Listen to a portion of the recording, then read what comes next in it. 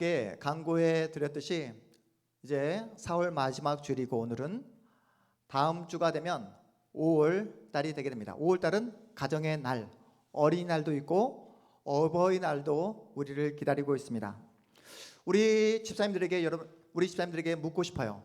우리 사랑하는 자녀들에게 여러분은 무엇을 가르치고 계십니까?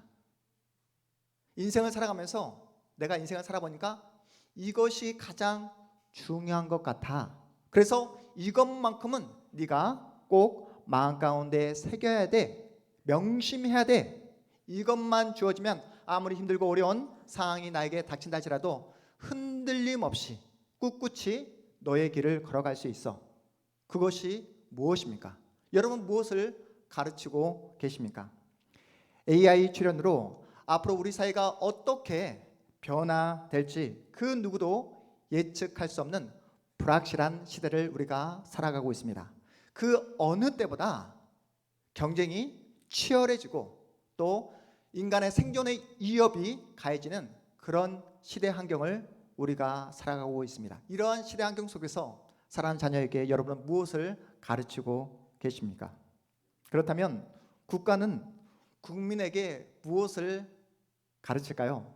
저는 어린 시절 초등학교가 아니라 국민학교를 다녔습니다. 우리 집사님들 초등학교 다니시는 집사님들 계십니까? 초등학교. 나는 초등학교 나왔다. 우리 가람사님 초등학교 나오신 거 아니죠? 초등학교예요? 네. 야, 우리 가람사님, 우리 집사님이 굉장히 교만한 표정으로 목사님, 저는 목사님 세대와 다릅니다. 이런 표정이에요. 저는 국민학교를 나왔거든요. 그 당시 국가가 저를 어떻게 가르치냐면 개인의 자유보다 개인의 어떤 독특한 어떤 개성을 존중해주고 어떤 개인의 존재를 중요시하기보다 국가 민족이 더 중요하다고 그렇게 가르침을 받았습니다. 제가 국민학교에 들어가자마자 선생님에게 혼이 나면서 배웠던 그 가르침이 무엇이냐면 국기에 대한 맹세였어요. 기억나십니까? 국기에 대한 맹세. 나는 자랑스러운 태극기 앞에 조국과 민족의 무궁한 영광을 위해서 제가 태어났대요. 그리고 조국과 민족을 위해서 몸과 마음을 바쳐서 충성을 다할 것을 굳게 다짐합니다 라는 이 문구를 암송하지 못하면, 외우지 못하면 집으로 가지 못하는 그런 상황에 이르는 그런 시절이 있었습니다. 한마디로 제가 어린 시절 조국과 민족의 쓸모있는 인간으로 만들겠다는 것이 국가의 가르침이었습니다. 지금도 별로 달라진 게 없는 것 같아요. 국가는 계속해서 우리 자녀들에게 경쟁을 부추기고 있습니다. 살아남으라고, 성공하라고, 조국과 민족의 어떤 사람이 되라고? 쓸모있는 사람이 되라고 계속해서 그렇게 우리에게 세뇌시키고 있습니다. 그래서 요즘 젊은이들 사이에 가장 많이 쓰이는 단어 중에 하나가 뭐냐면 스펙입니다. 스펙. 어떤 말이죠? 나 쓸모있는 사람이 되어야 해. 나 쓸모있는 사람이 되어야 해. 그 스펙을 갖춰야지만이 회사에 고용이 되고 또한 국가 사회에 이바지할 수 있어야만 그 사람만이 존중받고 사랑받을 수 있다라고 그렇게 세뇌시키고 있습니다. 그래서 쓸모없으면 용량이 기대치에 미치지 못하면 언제든지 버려지거나 외면당할 수 있는 그러한 시대를 우리가 살아가고 있습니다. 다시 한번 묻겠습니다. 이러한 시대 속에서 우리 집사님들은 사랑하는 자녀를 어떻게 무엇을 가르치고 계십니까? 내가 살아보니까 다른 거 다 필요 없고 돈이 최고인 것 같아. 너 어떤 그 수단과 방법을 가르치지 말고 돈을 많이 벌어야 돼. 너는 돈을 많이 벌기 위해서는 내가 보니까 스펙이, 능력이, 대학 간판이 중요한 것 같아. 너 열심히 공부해서 명문대학 나와야 돼. 그래야지 사회에서 인정받고 사람들도 인정받고 그래서 사회에서 존중받고 버려지거나 외면당하지 않는 거야. 어찌하든 스펙을 갖춰야 돼. 이렇게 가르치시겠습니까? 저는 어린 시절 딱지치기, 구슬치기를 정말로 좋아했습니다. 방 안에 창고에 딱지가 구슬이 한가득했어요. 그럴 때면 저희 어머니가 하시는 말씀이 이렇게 말씀하셨습니다. 딱지가 밥 먹여주냐고. 구슬 속에서 무슨 쌀이 나오냐고 그렇게 저에게 잔소리했던 그런 어머니 말씀이 있었습니다. 우리는 세상이 말하는 쓸모가 있어야 한다는 말에 나도 모르게 그렇게 우리는 세뇌되어 살아가고 있습니다. 이제는 결혼도 그냥 하지 않잖아요. 예전은 사랑이 중요하다라고 이야기하지만 이제는 사랑이 중요하다고 말을 하면 너무나 순진하다고 이야기합니다. 사랑보다 뭐가 중요하다? 경제력이 중요하다. 돈이 중요하다. 스펙이 중요하다. 연봉 얼마세요? 네. 얼마만의 자산을 가지고 있어요? 그렇게 해서 결혼했는데 세성아, 그렇게 해서 결혼했는데 수십억이 되는 강남 아파트에서 신혼생활을 한들 행복할까요? 그러한 조건이 사라지게 되면, 그 돈을 벌 수 있는 능력이 사라지게 되면 계속해서 결혼생활을 영위할 수 있을까요? 우리 집사님들에게 묻고 싶습니다. 여러분, 우리 집사님들, 우리 여자 집사님들은 만약 남편이 회사에서 해고 당하시게 되면 헤어질 거예요? 헤어질 거야? 헤어지지 않을 거예요? 안 헤어질 거예요? 우리 문영희 집사님은 헤어지지 않는데요. 진짜 사랑을 하고 계십니다. 네, 우리 김중광 집사님이 깜짝 놀랐어요. 헤어진다고 하면 나 어떡하지? 네, 헤어진다고 나 어떡하지? 여러분, 사랑하는 자녀가 여러분이 원하는, 여러분이 기대하는 그 대학에, 명문대학에 들어가지 못한다 해서 자녀를 쫓아내겠습니까? 우리는 자녀를 사랑하는 이유가 명문대학에 들어갔기 때문에 사랑하는 것이 아니라 자녀이기 때문에 사랑하잖아요. 내 남편이기 때문에 그 존재 자체로 돈을 벌어오지 않더라도 우리는 남편을 사랑합니다. 제가 개척을 하기 전 조직교회에 몸담고 있을 때에 많은 성도님들이 저를 향해서 목사님 사랑해요, 목사님 사랑합니다 라는 그런 사랑의 고백을 정말 많이 받았습니다.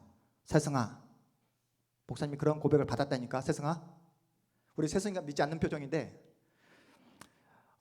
제가 제법 큰 교회에서 이제 전체 총괄 목사를 하게 되고 수석 목사를 하게 되니까 사람들로부터 많이 눈에 띄게 되고 또 사람들의 어떤 관심과 인정을 받게 되었습니다. 그런데 개척을 하고 나서도 지속적으로 저에게 연락을 해서 사랑한다고 말을 하는 사람들이 점점 줄어들게 되더라고요.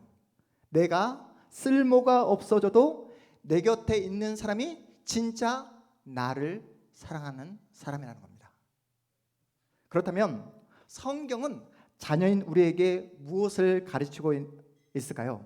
예수님은 우리를 십자가 죽음을 통해 우리를 구원해 내신 다음에 내가 할 일은 다 했으니 이제부터는 네가 알아서 살아야 돼. 내가 너를 살려냈으니 이제는 네가 나에게 보여줄 차례가 되었어. 네가 하나님의 자녀답게 살아가는지, 네가 정말로 신실하게 거룩하게 살아가는지 네가 나에게 보여줄 때가 되었어 라고 방관하며 그냥 팔짱을 끼고 우리를 지켜보고 있지 않다는 것입니다. 우리 본문 그래서 20절 말씀 함께 읽어보도록 하겠습니다. 오늘 본문 20절 말씀 시작. 내가 그리스도와 함께 십자가에 못 박혀나니 그런즉 이제는 내가 사는 것이 아니요 오직 내 안에 그리스도께서 사시는 것이라. 이제 내가 육체 가운데 사는 것은 나를 사랑하사 나를 위하여 자기 자신을 버리신 하나님의 아들을 믿는 믿음 안에서 사는 것이라. 아멘. 신자는 어떤 존재라고요? 이미 예수 그리스도께서 십자가에 못 박혀 죽으셨을 때에 예수와 함께 이미 죽은 자다라고 말씀하고 있습니다. 그리고 예수께서 그 십자가 죽음을 이기시고 부활하실 때에 신자는 그 예수와 함께 부활한 놀라운 하나님의 존재가 되었다라고 그렇게 말씀하고 있습니다. 그래서 예수와 신자는 어떤 관계? 한 몸인 관계, 한 운명 공동체라고 말씀하고 있는 거예요. 신학적인 용어로 예수와 신자인 여러분은 그리스도와 함께 연합되었다. 뭐가 되었다? 연합되었다라고 말씀하고 있습니다.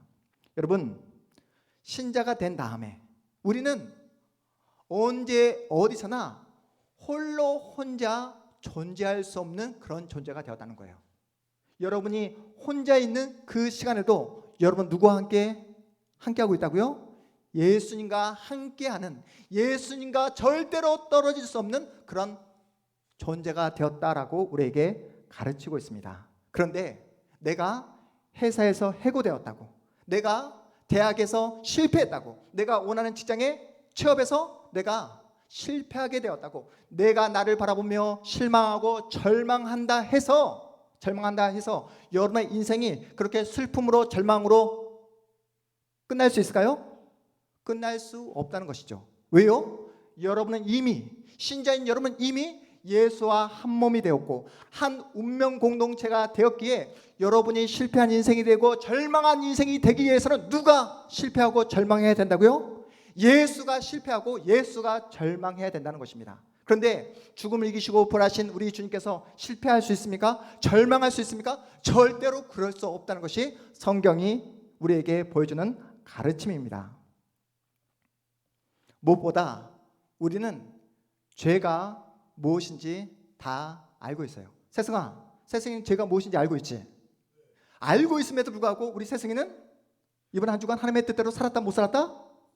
못 살았습니다. 알고 있음에도, 죄가 무엇인지 알고 있음에도 불구하고 하나님의 뜻대로 살고 싶은 그런 욕망과 그런 열정과 의지가 있음에도 불구하고 양심이 있음에도 불구하고 우리는 한 주간 동안 하나님의 뜻대로 살지 못했습니다. 따라서 성경이 뭐라고 가르치고 있습니까? 선한 게 전혀 없는 여러분의 내면을 따라가지 말래요. 여러분 내면의 소리를 의지하지 말고 정답은 우리 안에 있지 않고 우리 밖에 있다라고 말씀하고 있습니다. 우리 밖에 누가 정답이라고요? 예수님이 정답이라고. 예수 안에 거할 때만 그 죄를 이길 수 있고 그 죄를 넘어서 승리할 수 있다라고 우리에게 가르치고 있습니다. 방언하고 애언하고 무슨 은사를 받아야 죄를 이겨낼 수 있는 것이 아니라 그리스도만이 죄를 이길 수 있다. 그래서 그리스도 안에 있는 신자만이 죄를 이겨낼 수 있다라고 그렇게 가르치고 있습니다. 우리는 노아 홍수 이야기를 다 알고 있습니다.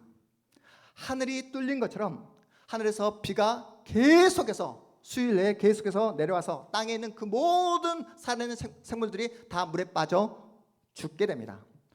홍수가 나서 모두가 다 죽게 되었을 때 누구만이 살아나게 되죠? 노아만이. 노아가 어디 있었죠? 그렇습니다. 방주 안에 있었던 생물만이, 방주 안에 있는 그 사람만이 살아남을 수 있습니다. 무슨 말이죠?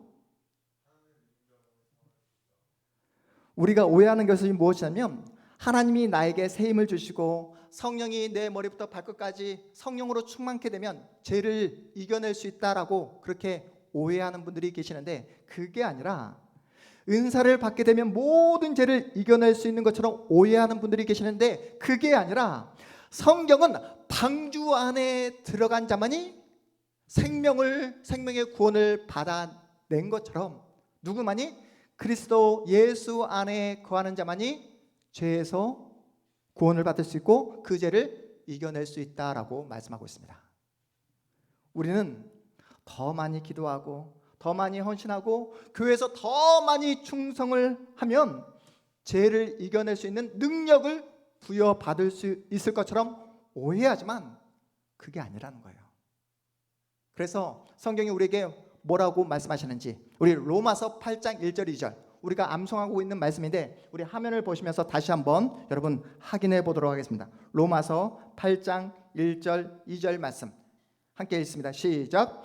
그러므로 이제 그리스도 예수 안에 있는 자에게는 결코 정죄함이 없나니 이는 그리스도 예수 안에 있는 생명의 성령의 법이 죄와 사망의 법에서 너를 해방하였음이라. 아멘. 성경이 우리에게 무엇을 가르치고 있습니까? 예수 안에 있는 자에게는 결코 무엇이 없다? 정죄함이 없다라고 그렇게 가르치고 있습니다. 여러분이 착해서, 여러분이 정직해서, 여러분이 하나님의 자녀답게 행동해서 정죄함이 없는 것이 아니라 그리스도 예수 안에 있기에 정죄함이 없다라고 그렇게 말씀하고 있습니다. 예수 안에 있다는 것은 하나님의 은혜 아래에 있다는 말이며 예수 안에 있다는 말은 예수의 승리를, 예수의 놀라운 그 승리를 여러분의 승리로 하나님께서 여겨주시겠다는 그러한 말씀입니다. 예수 안에 있다는 것은 하나님께서 이제는 더 이상 하나님께서 여러분을 직접 여러분의 행동, 여러분의 모습, 여러분의 마음을 그냥 다이렉트로 보지 않겠다는 뜻이에요. 무슨 뜻인지 이해가 되십니까? 예수 안에 있다는 말은 하나님께서 여러분을 보실 때 다이렉트로 여러분의 모습과 행동과 마음을 지켜보고 심판하는 것이 아니라 중간에 항상 누구를 놓아두시겠다? 예수님을 놓고 예수를 통과시켜서 여러분의 모습과 행동과 마음을 바라보겠다라는 그런 말씀입니다. 하나님께서 예수를 통과해서 우리를 바라보시는데 정죄할 수 있겠습니까? 하나님께서 예수를 통과해서 여러분의 모습과 행동을 바라보시는데 우리를 심판할 수 있겠냐고요. 사실 우리는 예수를 믿으면 구원을 받는다는 이 말을 제대로 이해하지 못하고 있습니다. 엄마가 자녀를 얼마나 사랑하는지, 아빠가 자신의 목숨보다 더 자녀를 사랑하고 있다는 사실을 우리 자녀들은 아직은 잘 모릅니다. 예수를 믿으면 구원을 얻는다는 말을 내가 믿음의 주체가 되고 내가 어떤 믿음의 주인이 되어서 내가 얼마든지 내가 예수를 믿기로 결정하고 선택할 수 있다라고 생각하는 분들이 의외로 많이 계십니다. 내가 하나님 앞에 큰 선심을 써서 내가 예수를 믿어줄 테니 하나님도 저에게 축복을 허락해 주십시오. 이렇게 하나님과 나와의 어떤 그 관계를 거래로 생각하는 분들이 많이 계시다는 거예요. 예수를 믿으면 구원을 얻는다는 말은 내가 믿음의 주체가 되어 예수를 믿는 것이 아니라 죽었던 내 영혼이 하나님의 은혜로 다시 살아나는 것을 말합니다. 내 영혼이 살아났다는 것을 여러분 어떻게 아십니까? 내 영혼이 살아났다는 것을 여러분 어떻게 아십니까? 과거에 예수를 몰랐을 때 내가 죽음으로 시체로 있었을 때는 예수가 누구인지 전혀 몰랐어요. 그런데 이제는 예수를 알고 있습니다. 이것이 바로 여러분의 영혼이 살아났다는 증거입니다. 과거에는 하나님이 누구신지 하나님에 대해 전혀 관심이 없었어요. 이제는 하나님이 누구신지 알고 있고 하나님을 마음과 뜻을 다해 충성하겠다라고 그렇게 마음 먹고 있지 않습니까? 이것이 여러분의 영혼이 살아났다는 증거입니다. 그래서 영혼이 살아난 신자가 보여주는 그러한 즉각적인 반응이 무엇이냐면 나 같은 죄인 살리신 주님의 은혜가 놀라워라고 하면서 회개를 합니다. 예수를 내 인생의 주인으로 모시게 됩니다. 그런데 우리는 여전히 오해하고 있습니다. 내가 회개해야, 그것도 눈물 콧물 흘리면서 통곡하며 회개해야 하나님의 자녀가 될 수 있고 구원을 얻을 수 있다라고 그렇게 오해합니다. 내가 하나님 앞에서 하나님의 자녀다운 행동과 모습과 뭔가 마음가짐을 새롭게 해야 구원을 얻을 수 있다라고 우리는 오해하고 있습니다. 더 나아가 하나님 앞에서 마저도 쓸모 있는 그런 신자가 되어야 축복을 받을 수 있고 보상을 누릴 수 있다라고 그렇게 착각하고 있습니다. 여러분 기억하십시오. 하나님은 여러분이 이 땅에서 유능해지고 유명해지는 것에 대해 전혀 관심이 없습니다. 하나님은 여러분 존재 자체로 사랑하고 있는 줄 믿으시기 바랍니다. 여러분이 매일매일 하나님을 닮아가고 거룩해지고 성화되기를 기대하고 기다리고 계십니다. 물론 예수를 믿고 난 다음에도 우리는 여전히 완벽하지 않습니다. 이번 한 주간도 예수를 믿고 있음에도 불구하고 죄를 생각하고 죄에 넘어지고 또한 실수하고 어리석은 행동을 했던 우리의 모습이 있었음을 우리는 너무나 잘 알고 있습니다. 그럼에도 불구하고 여러분이 예수 안에 있다는 가장 강력한 증거가 무엇입니까? 여러분이 하나님의 자녀로서 매일매일 성화의 단계를 밟고 있다는 그 증거가 무엇입니까? 주일이면 여러분은 어김없이 어디에 나오시죠? 바로 하나님을 예배하는 이 은혜의 자리에 나오시잖아요. 나 하나님의 자녀인데 나 이렇게 살면 안 되는데 이런 반성과 회개를 하고 계시잖아요. 하나님의 자녀답게 살고 싶은 그런 열망을 가지고 계시잖아요.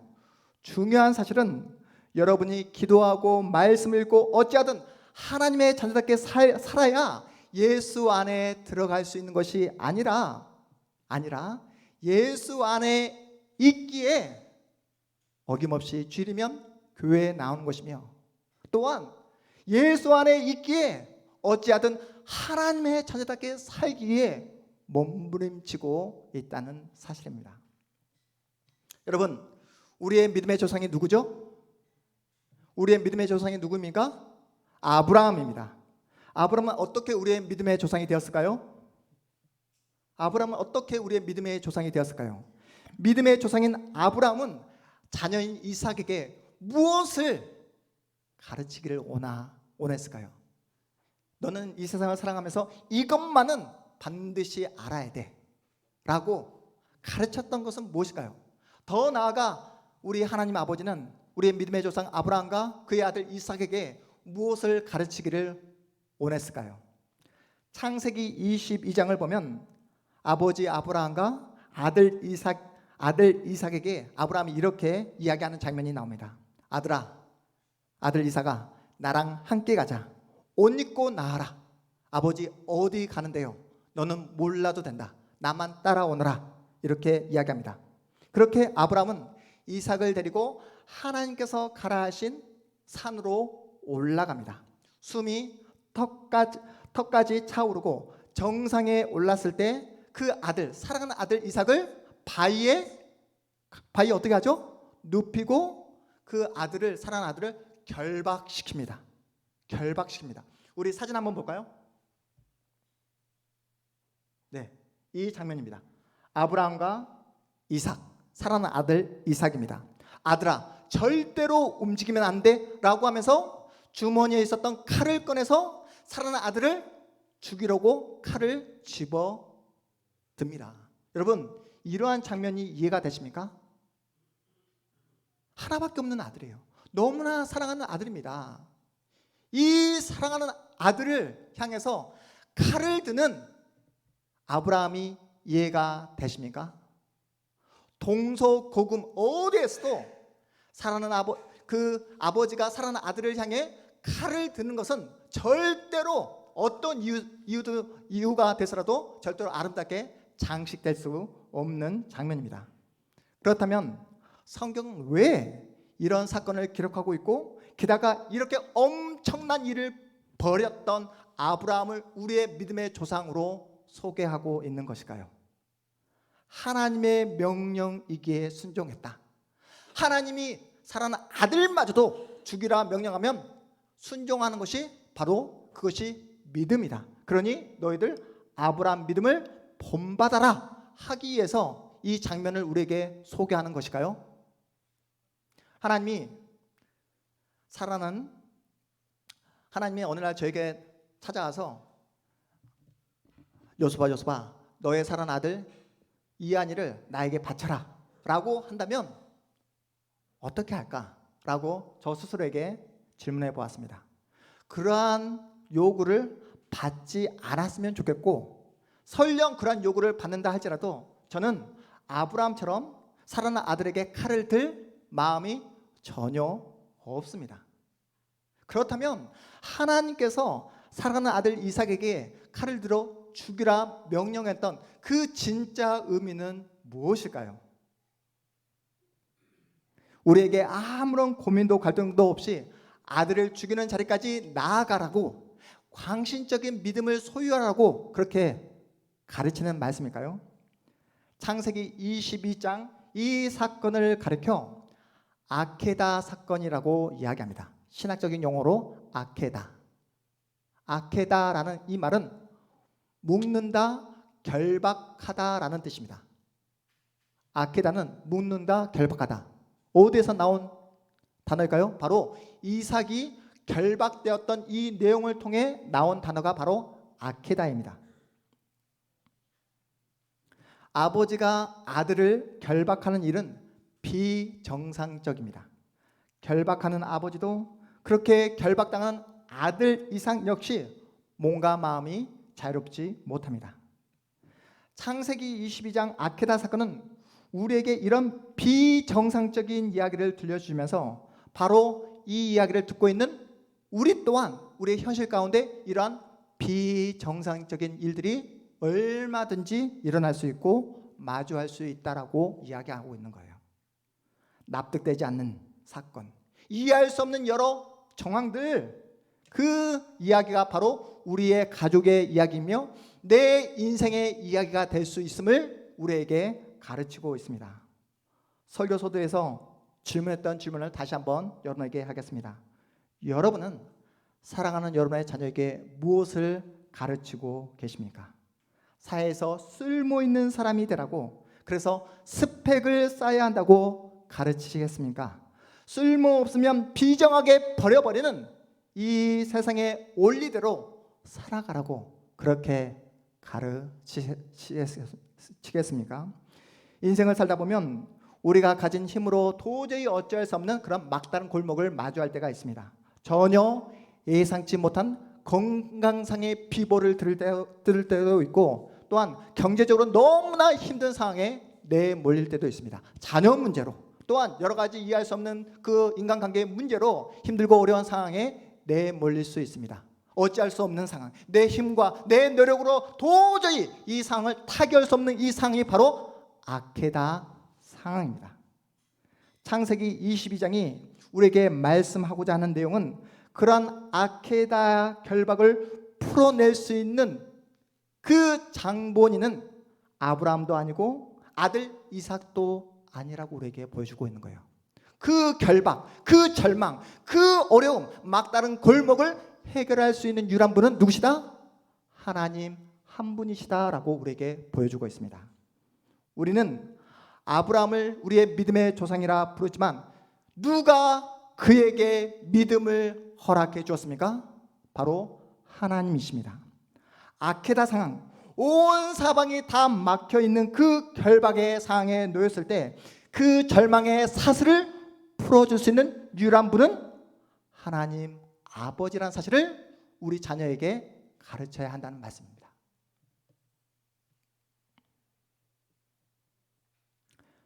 여러분, 하나님을 가르치기 위해서는, 바른 믿음을 자녀에게 가르치기 위해서는 날마다 말씀 앞에 여러분 자신을 세워야 합니다.